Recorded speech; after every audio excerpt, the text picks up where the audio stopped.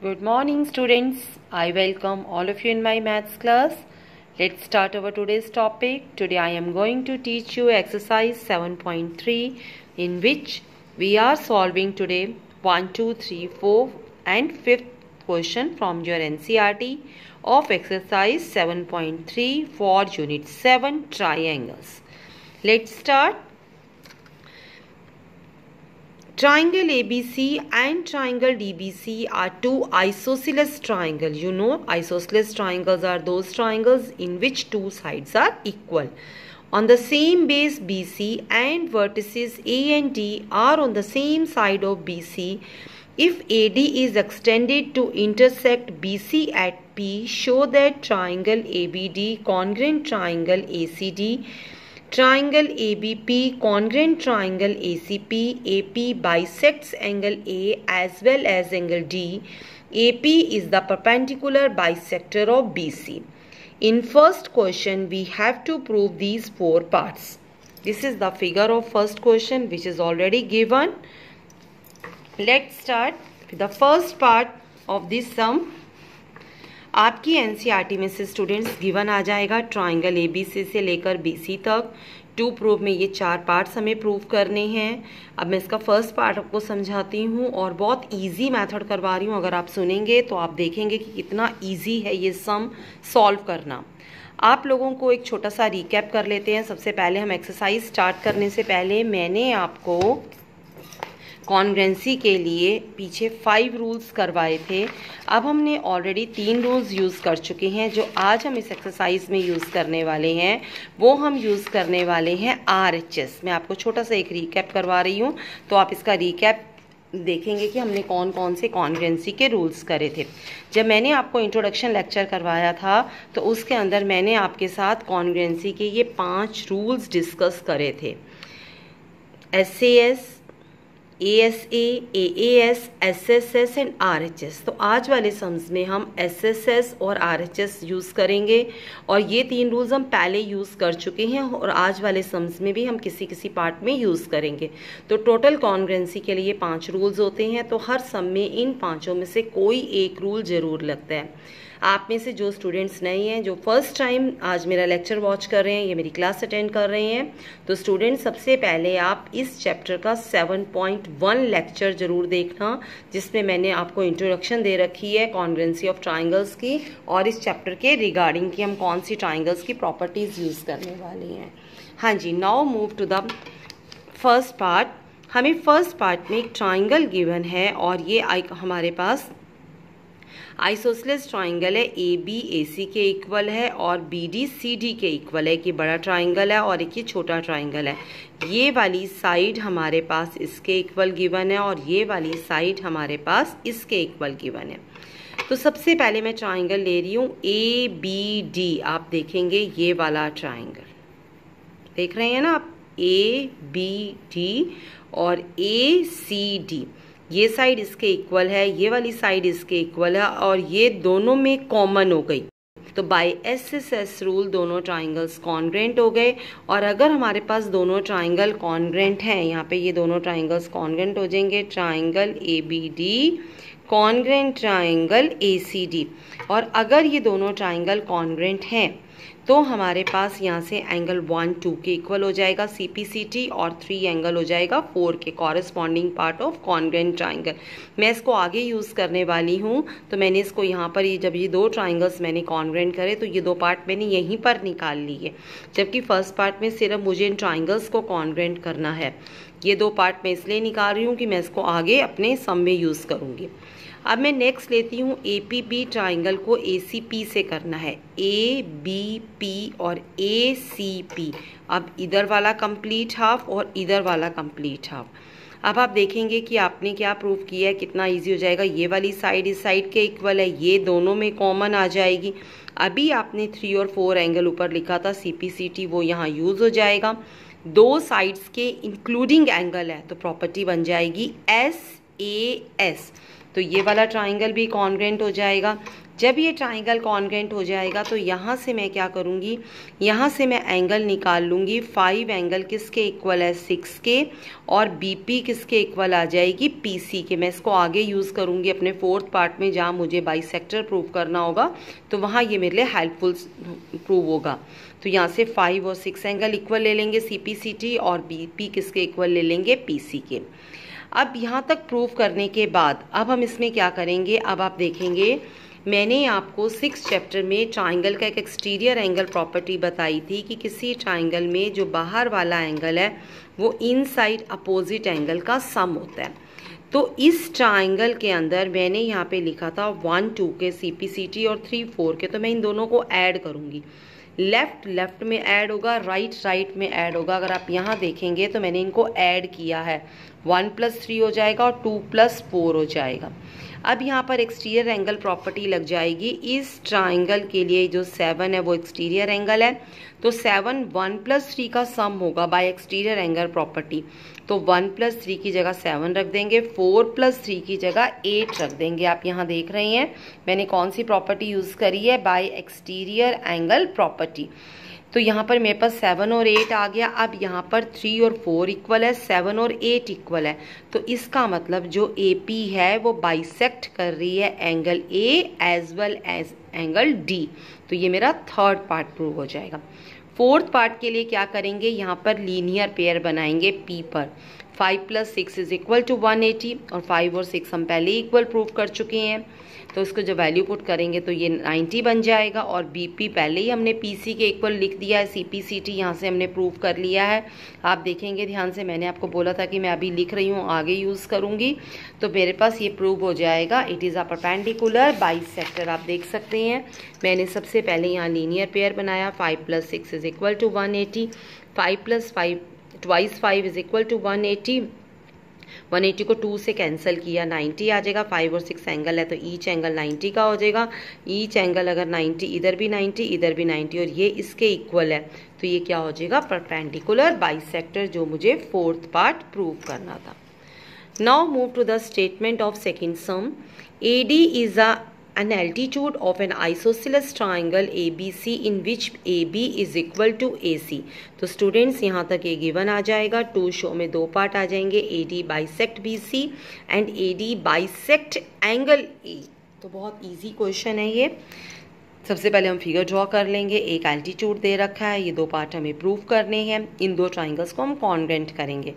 AB already AC के दे रखा है, क्योंकि आइसोसेलेस ट्राइंगल है तो ये दोनों इक्वल हो जाएंगी, ये दोनों में कॉमन आ जाएगा। अब इसके बाद यहाँ पर एंगल 1 और 2 एल्टीट्यूड है। एल्टीट्यूड कोई भी अगर किसी पर एल्टीट्यूड है तो दोनों साइड वो कितने का एंगल बनाएगा, 90 का। तो 1 भी 90 हो जाएगा, 2 भी 90।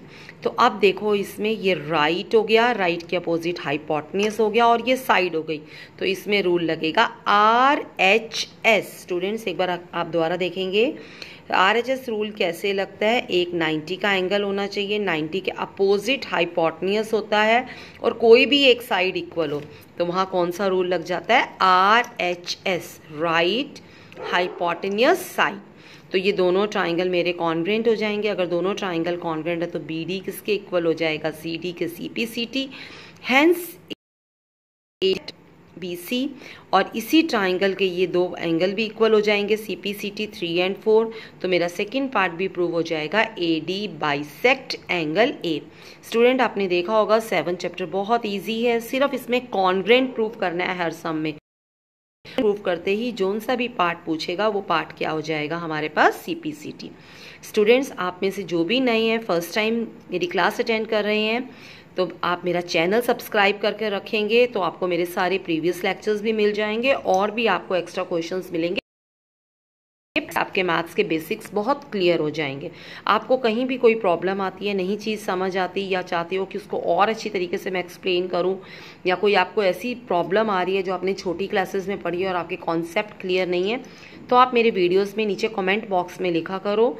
जब भी मैं नेक्स्ट वीडियो बनाती हूँ तो मैं पिछले का सारा कमेंट बॉक्स चेक कर लेती हूँ, ताकि वो प्रॉब्लम्स मैं आपकी नेक्स्ट वीडियो में सॉल्व कर दूँ। Now move to the third question. Third question में two sides A B and A C and median, ये मीडियन गिवन है। अब आपको पता होगा मीडियन क्या होता है। मीडियन होता है किसी भी साइड के मिड पॉइंट को अगर हम वर्टेक्स से मिलाते हैं तो मीडियन आता है रिस्पेक्टिवली है। ये दो मीडियंस हैं, हमें ये दो पार्ट प्रूव करने हैं। Triangle A B M congruent triangle Q P N और triangle A B C congruent triangle P Q R. तो हम इस सम को बहुत इजी तरीके से कर सकते हैं। यहाँ पे सबसे इम्पॉर्टेंट प्रॉपर्टी मैं मीडियन की यूज़ करने वाली हूँ। ये अपने मेमोरी में आप लर्न करेंगे। मीडियन क्या होता है स्टूडेंट्स, किसी भी ट्राइंगल के मिड पॉइंट को, ट्राइंगल के किसी भी साइड के मिड पॉइंट को अगर हम वर्टेक्स से ज्वाइन करते हैं तो वो मीडियन होता है। तो हमारे पास ए एम और पी एन मीडियन दे रखा है, तो इसका मतलब एम इसका मिड पॉइंट है और एन इसका मिड पॉइंट है। मिड पॉइंट क्या करेगा, ये बी एम एम सी के बराबर हो जाएगा और बी एम को मैं हाफ बी सी भी लिख सकती हूँ, यहाँ मैंने लिखा है। इसी तरह क्यू एन को मैं लिख सकती हूँ हाफ क्यू आर, लेकिन हमारे पास बी सी और क्यू आर इक्वल दे रखी है, तो हमारे पास बी एन और क्यू एन भी इक्वल हो जाएगी, क्योंकि बी सी और क्यू आर इक्वल गिवन है। अगर आप अपनी बुक में देखेंगे तो हमारे पास ये गिवन है, two sides A B and B C and medians of a triangles are respectively equal, ये हमारे पास इक्वल गिवन है। तो हमारे पास जब हम कहते हैं कि बी एम किसके इक्वल है, क्यू एन के इक्वल हो जाएगा, तो हाफ हाफ इक्वल हो जाएगा, वो दोनों साइड्स इक्वल है, तो बी एम किसके इक्वल हो जाएगा, क्यू एन के। अब इन ट्राइंगल्स को कॉन्ग्रेंट करना बहुत इजी है। ये वाली साइड इस अभी हाफ ट्राइंगल ले लेंगे ए बी एम और P Q N. A B किसके इक्वल दे रखी है, पी क्यू के, और बी एम हमने क्यू एन के इक्वल अभी प्रूव किया है, प्रूव्ड अबव, और ए एम और पी एन इक्वल दे रखा है। तो जब तीनों साइड्स इक्वल है, आपको पता है कौन सा रूल लगा, कौन सा रूल लगा, एस एस एस, दोनों ट्राइंगल्स कॉन्ग्रेंट हो गए। मेरा फर्स्ट पार्ट प्रूव हो गया, मुझे यही प्रूव करना था। अब इसके बाद मैंने यहाँ से एंगल 1 और 2 आपस में इक्वल ले लिए, CPCT, ये मेरे को नेक्स्ट में हेल्प करेंगे। अब मैं कंप्लीट ट्राइंगल लूंगी ABC और PQR, ये वाली साइड ऑलरेडी इसके इक्वल गिवन है और ये BCQR के इक्वल गिवन है। अभी हमने 1 और 2 एंगल इक्वल प्रूव किया है ऊपर, CPCT प्रूव्ड अबव। तो कौन सा रूल लग जाएगा, साइड इंक्लूडिंग एंगल फिर साइड, तो रूल लगेगा हमारे पास SAS। तो दोनों ट्राइंगल्स क्या हो जाएंगे, कॉन्ग्रेंट। तो मेरा कौन सा पार्ट प्रूव हो जाएगा, सेकंड पार्ट भी। फर्स्ट पार्ट के लिए हाफ ट्राइंगल प्रूव करने हैं और सेकंड पार्ट के लिए हमें फुल ट्राइंगल्स प्रूव करने हैं। Now move to the fourth question. BE and CF are two equal altitudes of triangle ABC using RHS congruency rule. Here the rule is mentioned. So we have to solve the sum with this property.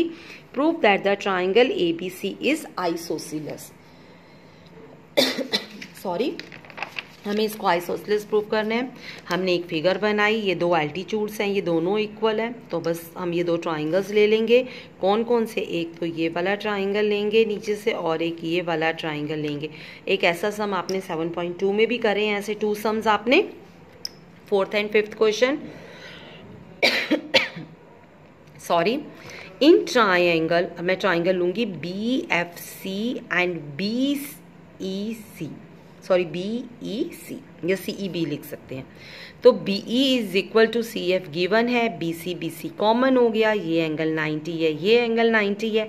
तो अब देखो ये 90 के opposite equal है और एक side equal है, तो कौन सा रूल लगेगा, मैंने भी आपको एक्सप्लेन किया था, इसमें रूल लगेगा RHS, क्योंकि 90 के अपोजिट हाइपोटेन्यूस होता है। तो राइट हाइपोटेन्यूस साइड, दोनों ट्राइंगल्स कॉन्ग्रेंट हो जाएंगे, तो इनके जो B एंगल है वो C के इक्वल आ जाएगा, CPCT। और अगर हमारे पास अभी आपने, मैंने करवाई थी 7.2 एक्सरसाइज में भी, इंट्रोडक्शन लेक्चर में भी मिलेगी, किसी भी ट्राइंगल के अगर दो एंगल इक्वल हैं तो जो उनके अपोजिट साइड्स हैं वो भी क्या हो जाती हैं, equal, side opposite equal angles. तो मेरे पास दो साइड्स इक्वल आ जाएंगे, अगर दो साइड्स इक्वल हैं तो मेरे पास ट्राइंगल क्या बन जाएगा, isosceles. Now move to the last question of this exercise. ABC is an isosceles triangle with AB is equal to AC. Draw AP perpendicular BC to show that B angle is equal to C. तो मुझे इसमें prove करना है कि B angle किसके equal है, C angle के। बहुत इजी सम है, ट्राइंगल बनाएंगे, एक एल्टीट्यूड बन जाएगा, एल्टीट्यूड अपने दोनों साइड पर 1 और 2 बनाएगा, तो मैं इन दो ट्राइंगल्स को कॉन्ग्रेंट करूँगा, angle APP and APC। A B is equal to A C, ये ऑलरेडी गिवन है हमारे पास, और ए पी दोनों में कॉमन हो गई, तो एंगल 1 and 2 एल्टीट्यूड गिवन है, तो कौन सा रूल लग जाएगा, R H S, right hypotenuse side. तो दोनों ट्राइंगल्स क्या हो जाएंगे, कॉन्ग्रेंट, और अगर दोनों ट्राइंगल कॉन्ग्रेंट है तो उनके कॉरेस्पॉन्डिंग एंगल इक्वल हो जाएंगे, सी पी सी टी, तो एंगल बी किसके इक्वल हो जाएगा, सी के। हम इस सम को एक और आसान तरीके से भी प्रूव कर सकते थे। अगर हमारे पास आइसोसेलेस ट्राइंगल है, ये दो साइड्स इक्वल है, तो हम सिंपल प्रॉपर्टी भी लगा सकते थे कि जो इक्वल साइड्स होते हैं उनके अपोजिट एंगल्स भी क्या होते हैं, इक्वल। हमारे पास था A B is equal to A C given था, तो ए बी के अपोजिट सी और ए सी के अपोजिट कौन सा एंगल बन जाता, बी। सिंपल प्रॉपर्टी भी लगा सकते थे, एंगल अपोजिट इक्वल साइड्स, तो हम इसको उस तरीके से भी प्रूव कर सकते थे। Now that's all with the today's lecture. I hope you are very able to understand this exercise and it becomes very easy to do in your notebook. Thanks.